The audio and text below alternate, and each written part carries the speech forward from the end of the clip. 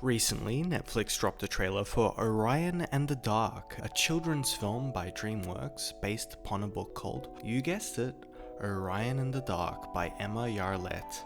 A similar title to the film, don't you think? Hopefully I got the name correct there. Now, the important question is, will this be the thing that gets Netflix back on the map with respect to content? Probably not, but it certainly has the ability to be a terrific children's film that incorporates existential elements.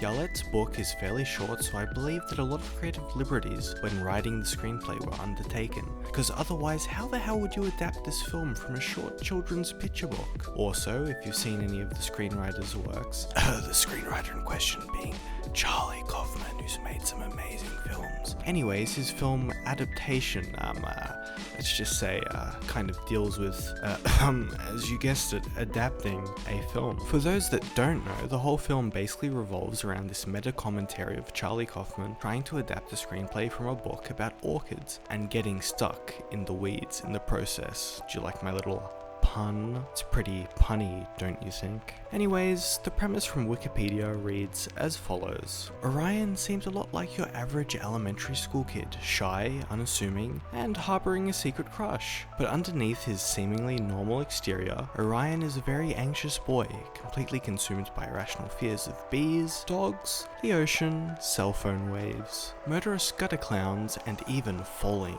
off of a cliff.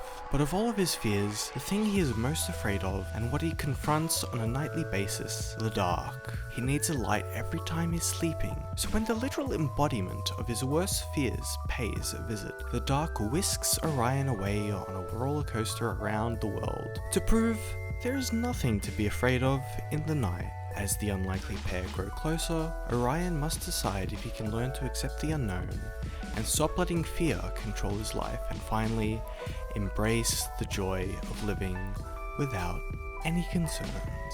Seems pretty straightforward, don't you think? So, why am I so excited? Well, there's a few reasons, actually. Let's begin with some of the amazing talent working on the film. Spoiler alert, it's not quite Darren Aronofsky making a movie on Elon Musk, or John Cena being in a Looney Tunes film, but nonetheless it is still fairly exciting.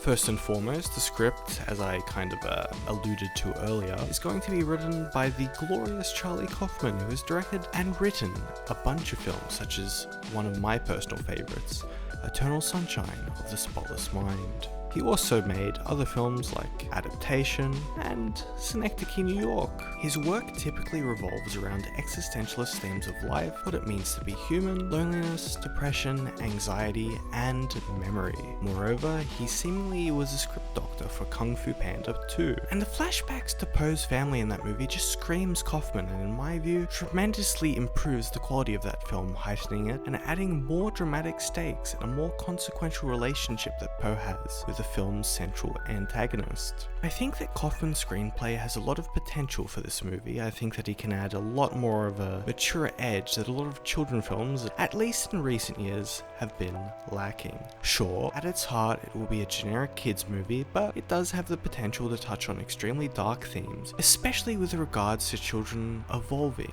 coming to terms with morality and the like. For some reason, they even got Werner Herzog in on the action. God, I wish he can give us some good old content. I can't believe he made Bad Lieutenant, but that's very much beside the point. Furthermore, it is very important to note that this is going to be released directly on Netflix. Does this mean the film's going to be bad, given that a lot of these kinds of films are dumped on streaming services because studios just can't be bothered and don't have a lot of faith in the film? Not necessarily. It could just mean DreamWorks doesn't think it would be as successful in cinemas. And given Pixar's recent flops, who blames them?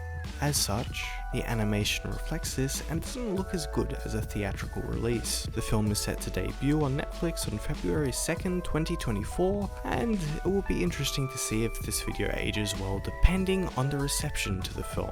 Anyways, I just wanted to briefly put this out there, and that does it for this video. Thanks for watching, make sure to like, comment, and subscribe. Have a bloody great rest of your day. Bye.